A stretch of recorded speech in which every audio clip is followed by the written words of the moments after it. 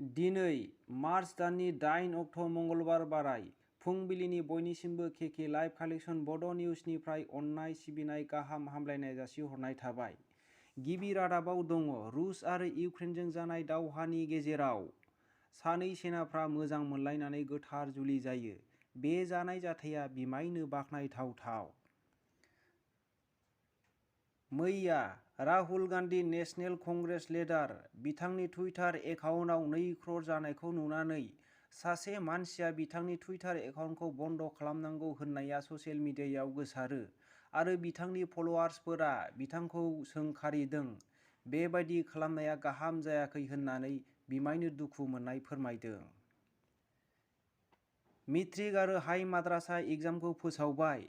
बे एग्जामा 2022 मायथाइनिब्लाबो 2021 लिरनाय थागोन होननानै सेबा बर्डआ फोसावो। बे जाथायखौ फोसावनायनि जाहोना जादों होननानै जाहोनखौ बिथांमोनहा बुङो।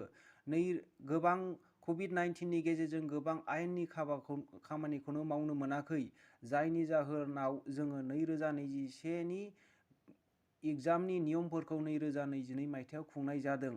बे फोसावनायखौ मोनथिनानै गोबां फरायसाफोरना दुखु मोननाय फोरमायदों। बे आनजादखौ 15 मार्चनिफ्राय लानानै 31 मार्चसिमाव खुंनाय जागोन होननानै बिथांमोनहा फोरमायो। मैया जनता भवनाव माखासे केबिनेट जनानै माखासे गोनांथि थिरांथा लानाय जादों। बे थिरांथायावहाय गोबां मिउनिसिपाल बर्डनि खामानिफोरखौहाय बिथांमोनहा फोसावो आरो बिनि गेजेरजोंनो गामियारिनि थाखाय मोनसे गोजोनथाव खौरां।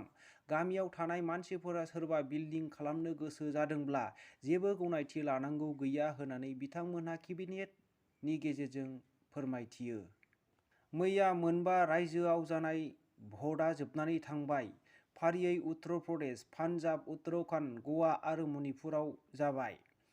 बिधान सभायाव बिसायख'थियाव एग्जिट पलनिखौ जों नायोब्ला गवा आरो उत्तराखन्ड बे मोननै जायगानि बादायलायनायाव बिजेपि आरो कंग्रेसआ समान समान मोननो हायो आरो मणिपुराव बिजेपियानो सरकार दागोन होननानै बुङो आरो इउपियावबो बिजेपियानो सरकार दागोन होननानै एग्जिट पलआव दिन्थियो आरो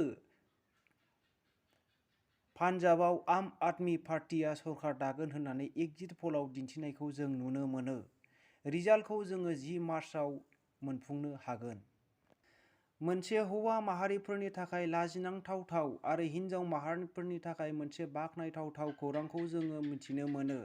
बिटिआर हालामनि अनिमा बर' मुंनि सासे आइजोआ फिसाय थासेयावबो इ-रिक्सा सालायनानै गावनि नखरखौ सालायनायखौ जोङो नुनो मोनो। बिथाङा खौरांगिरिफोरनि गेजेराव फोरमायो दि इ-रिक्सा सालायनाया 2 दानसो जाबाय। बिथांहा बिसा हिन्जाव 9 थाखोआव फरायनाय सासे दङ आरो 4 थाखोआव फरायनाय सासे बिसा हौवा दङ।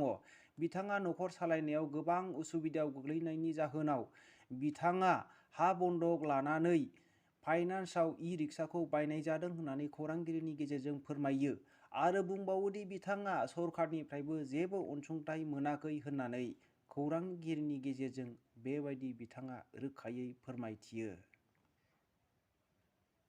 एसटि होनो गोख्रों दाबि 6 जनगोष्ठीनि मानसिफोरा गोख्रों एसटि होनो थाखाय बङाइगाव बरपारा गेलेग्रा फोथाराव आसामनि मोनद' हारिनि थाखाय एसटि थाबैनो होनांगौ होननानै बिथांमोनहा मैया बङाइगावआवहाय बेबायदि रेलि खालामो।